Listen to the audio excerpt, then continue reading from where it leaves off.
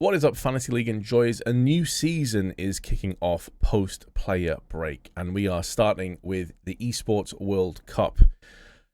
There's a lot of big teams here and a lot of moving parts. It's the classic situation after a player break where there's roster changes and there's a case of not knowing if teams are changing up their own individual strats. Are the roles changing? Which of these players and teams are going to come out of the gate swinging, and which teams are going to take a bit longer to get off the mark?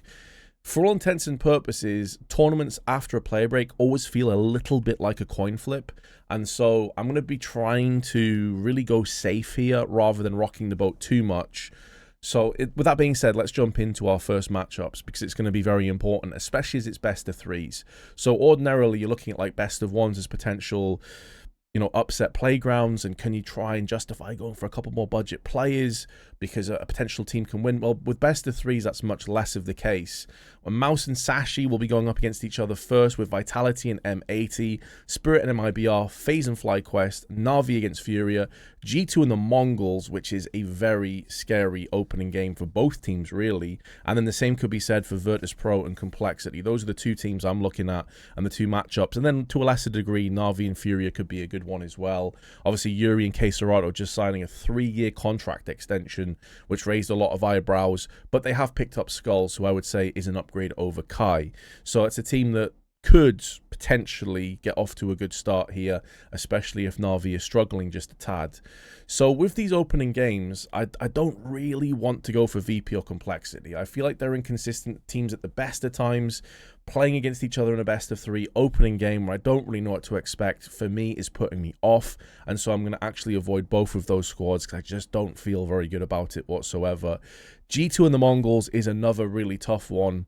I went back and forth a lot of times on whether I wanted to go for the Mongols. At one stage, I had Mazinho on my team. At one stage, I even had 2 players on my team. I had Techno and Mazinho, who are both the cheapest players.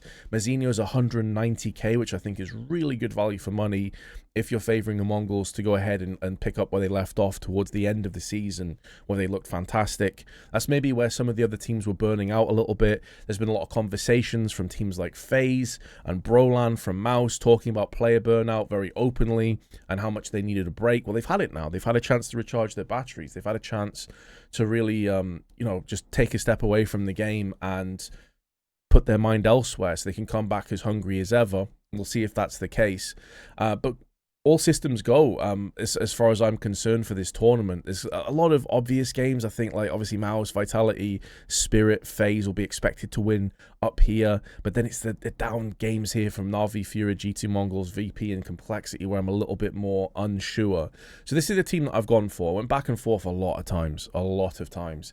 And with me finishing joint 10th last season after finishing like 10th the season before, I really wanted to break into the top 5. If you've been watching these videos, you would have known that I was very close to breaking into the top 5, maybe even better than that. But I took too many risks and too many gambles, and they completely backfired. And so, especially to start the season off, I'm going to be playing this one a little bit more safe. Now, there is one gamble pick, which is Snacks. Now, G2 are a team that's in massive transition right now. They're changing their leadership from Hooksy to Snacks. They're also putting in Mobs in terms of Nexa. Now, in terms of individually speaking, in terms of fragging power, I think most people would agree that Snacks is definitely an upgrade over Hooksy in that regard, and Mobs is an upgrade over Nexa in that regard. But both players aren't really, in my opinion, proven when it comes to tier 1 levels in their respective roles.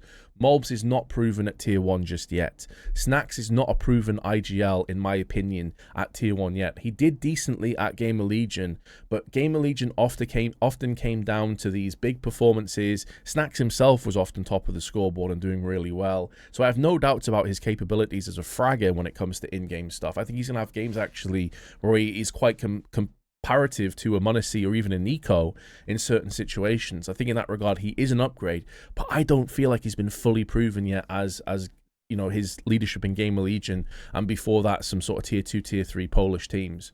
So we'll have to wait and see how the power dynamic works in that team. If it's going to be a case of Snacks is just like the be-all and end-all IGL, or if maybe Nico is doing more of those kind of secondary IGL in calls. Additionally, although people are going to play the devil's advocate and say, well, no, G2 are a team that can easily be adaptive. Like, look what they did at Dallas, where they had Stewie step in for Hooksy and they won it. Yeah, but this is 2 different players. This is an entire shift, a huge change that is coming into the team. And additionally, on top of that, it felt like Dallas was just kind of this free hit, we'll have a good time and see what happens. On home soil for Stewie, the crowd was behind them. There was a lot of factors, I think, that led into that victory. So that is a gamble pick. Snacks was 180k though, and I feel like even if G2 do struggle against the Mongols, I don't think Snacks is going to be sort of like the bottom of the barrel getting me minus points. I think he's actually going to do pretty decently in this team, especially as time goes on. And then I went for more safe picks. So I've gone for Shiro on the AWP. I think he's always a solid choice. He's pretty expensive. He was in the 220s. Obviously nowhere near as expensive as Donk is, and there's been games towards the end of the season where Donk was very human, like he was shown to be mortal after all, and it was actually Shiro that was performing better, getting the clutches, getting the big moments, so I feel very comfortable about that. I nearly double stacked Spirit instead of double stacking Mouse, but I decided to go for Mouse instead, as Shui was 11,000 less than Chopper, and Shui is very much a Dr. Jekyll, Mr. Hyde player. We saw him last season getting massive plus points, like 80, 90 points. And then we also saw him getting like minus 20 points. So he, for me, is kind of a gamble, but less so, I would say, the fact they're up against Sashi first, who are a decent team, don't get me wrong, but Mouse should deal with them pretty comfortably. And then we have Exertion, who I personally think he's cemented himself, in my eyes, as the best player on Mouse right now as it stands. Now, that might be sacrilegious to a lot of people out there, because Jimmy, I think it's safe to say, has a higher skill ceiling than Exertion does, but we saw Exertion take over towards the sort of halfway point in last season, towards the player break, and having a lot more consistent games. And I think it's because he's so well flushed out across the board. Like, he's so sharp in so many different areas. On the T side, he's a real nuisance. He's a threat. He can entry frag, no problems. He can hold positions. He's a great pistoler. He can use the rifles. I've seen him AWP. He kind of does a bit of everything, and it's been reflected in his stats. Like, coming into this season, 1.23, 1.27 rating on the CT side. That's damn good. And nearly a 1.2 with 16.1% entry rounds. Hell, he can even put in some supportive efforts as well, and he can even clutch a few rounds. This is a guy, for me personally, that I think is probably the best value for money out of any player right now, because Donk is too expensive, Zywoo's too expensive. Yes, they're going to get you points, but you're going to have to go in for double budget players. Exertion was 217k. That's crazy value for money, so it was a no-brainer. And then finally we went for Mezzi, 195k from Vitality. I felt really bad if I didn't put a Vitality player in. They're starting against M80, who I think should be a fairly straightforward win for them, and I think Vitality is going to go far in this tournament. I think they're going to pick up from where they left off last season. They're going to be one of the true threats, one of the true top dogs. And Mezzi, his individual performances towards the end were very, very strong. Like, he was starting to pull out the kind of performances that anyone that's been watching this guy's career knows he's been capable of. He's had moments like that. It could backfire though, because as well as Mezzi was doing towards the end of the season, if he has another start like he did at the beginning of last season, it could be minus points, and it could be a pretty sad time, especially considering that Apex is $5,000 less than Mezzi is, and could very well outfrag him. Like, that's a very real possibility. So we'll see what happens. I just didn't feel great about 3 IGLs in my team, to be honest.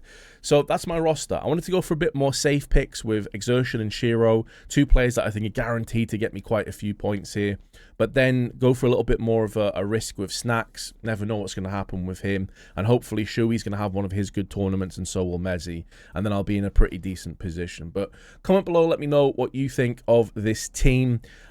I'm really curious to see how I do this season, because, man, I'm disappointed with where I finished the last one. I'll catch you next video.